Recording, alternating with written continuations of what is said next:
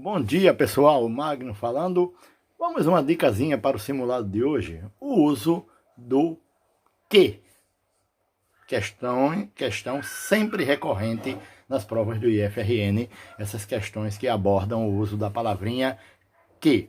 Geralmente o IFRN cobra esse elemento linguístico que da seguinte forma: ou é pronome relativo ou é conjunção integrante. Vamos tentar entender a diferença. Então vejamos esta oração. O presidente anunciou que uma ajuda financeira será destinada aos brasileiros que não têm renda. Então eu tenho aí dois elementos linguísticos que. O primeiro, o presidente anunciou que. O presidente anunciou isto. Observem que este primeiro que vem depois da forma verbal anunciou. Quando isso ocorre, é uma conjunção integrante que vai formar oração subordinada substantiva. Gravem bem, oração subordinada substantiva. A conjunção integrante introduz oração subordinada substantiva.